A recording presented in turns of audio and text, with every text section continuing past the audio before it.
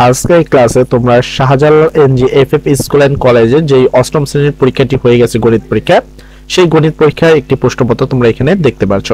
দেখো, এইখান থেকে কিন্তু তোমাদের প্রশ্নপত্র আসবে, অথবা তোমরা ধরে নিতে পারো এখান থেকে 100% তোমাদের প্রশ্নপত্র ধারণা দেওয়া হবে। এই প্রশ্নপত্রে শুধুমাত্র প্রশ্নপত্র নয়, তার সাথে কিন্তু উত্তর দেওয়া রয়েছে। তোমরা এখানে প্রথমে দেখছো এখান থেকে কিছু সংখ্যা রয়েছে, যেখান থেকে পরিসর, শ্রেণীব্যাপ্তি, এভাবে কিন্তু বেশ কিছু নৈমিত্তিক রয়েছে। কিন্তু বিশেষ কথা হলো তোমাদের সিলেবাসের বাইরে কোনো কিন্তু প্রশ্ন করা হয়নি, যা তোমাদের জন্য অতি জরুরি একটি কথা।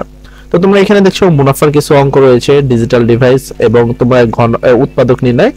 এর পরবর্তী রয়েছে তোমাদের জ্যামিতি বিষয়ে উৎপাদক বিশ্লেষণ, গসাগু, লসাগু, বেশ কিছু এখানে তোমরা চিত্র দেখতে পাচ্ছ। এখানে একটা চিত্র দেখতে পাচ্ছ, দুইটি জ্যামিতি রয়েছে, দুইটি জ্যামিতি থেকে কিন্তু প্রশ্ন তোমাদের মোটামুটি 5টি নৈমিত্তিক প্রশ্ন রয়েছে। এছাড়াও তোমাদের এইখানকার যদি আমি ভালোভাবে এই প্রশ্নটি দেখবা, অবশ্যই অনেক সুন্দর করে দেখবে, কেননা অলরেডি কিন্তু এটার উপরে পরীক্ষা হয়েছে গতকাল।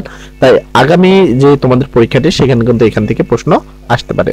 আর একটা বিশেষ কথা হলো, এই প্রশ্নগুলোর সাথে সাথে তোমাদের আরো কিছু বিষয় জানতে হবে। দেখো, এই প্রশ্নগুলোকে যদি আমি খুব ভালোভাবে অ্যানালাইসিস করি, তোমরা দেখতে পাচ্ছ এই যে সংক্ষিপ্ত প্রশ্নগুলো রয়েছে, এগুলো সবগুলো প্রশ্নই কিন্তু তোমাদের মডেল প্রশ্ন থেকে হুবহু তোলা হয়েছে। অর্থাৎ সহজ বাংলায় যদি বলি, তোমাদের এখানে বিশেষ করে দেখা গেছে মডেল 3, মডেল 4 এবং মডেল 5, এই যে তিনটি মডেল রয়েছে, এই তিনটি মডেল প্রশ্ন কিন্তু প্রচুর পরিমাণে প্রশ্ন করা হয়েছে, দৃশ্যপটবিহীন এবং দৃশ্যপট নির্ভর প্রশ্ন।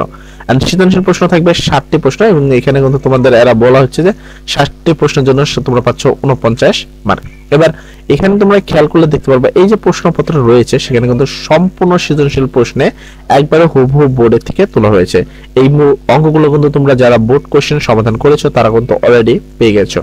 বিশেষ করে আমি তোমাদের সবাইকে রিকমেন্ড করব মডেল প্রশ্ন 3, 4 এবং 5, এই তিনটে মডেল যদি তোমরা একটু ভালোভাবে পড়ে যাও, তাহলে 100% কম শিওর থাকো যে এই প্রশ্নটা একবারে হুবহু তোমাদের কমন আসবে। এছাড়াও তুমি এই প্রশ্নপত্রটি দেখতে পাচ্ছ, যেটাতে গতকাল আগের দিন পরীক্ষা হয়েছে, এইখান থেকেও তোমরা ধারণা নিতে পারো যে তোমাদের পরীক্ষা ঠিক কেমনটি হতে পারে।